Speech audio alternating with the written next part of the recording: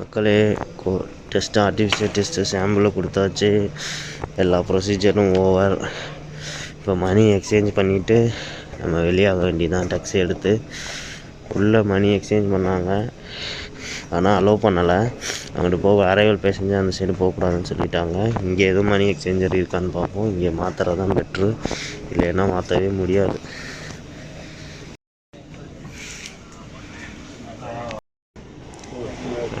மணி exchanger வந்தாச்சு. மணி exchanger இருக்குது.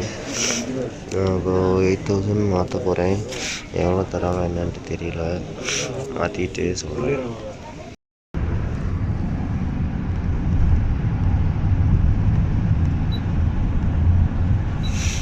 மக்களே எல்லா ப்ரொசீஜரும் முடிச்சுட்டு டாக்ஸியில் போயிட்டுருக்கோம் ரூமுக்கு.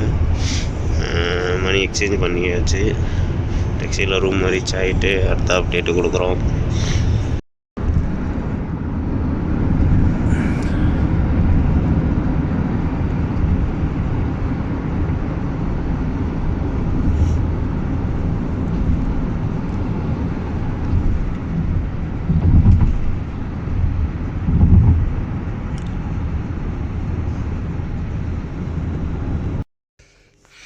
மக்களே ஒரு வழியாக ரூம் வந்தாச்சு ஃப்ரெண்ட்ஸ்.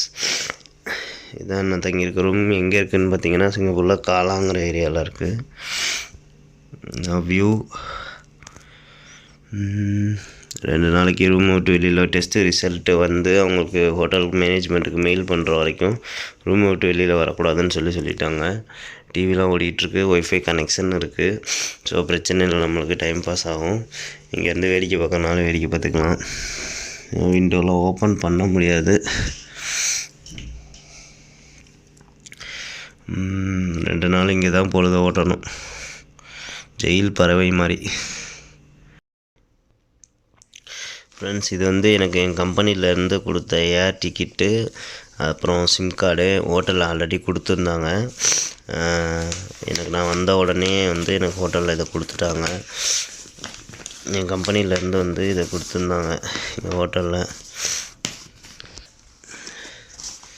இதை பார்த்தீங்க அப்படின்னா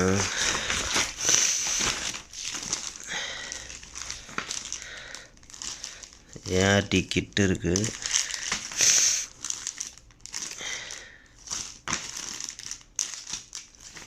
இது எப்படி என்ன யூஸ் பண்ணுறதுன்னு பார்ப்போம்.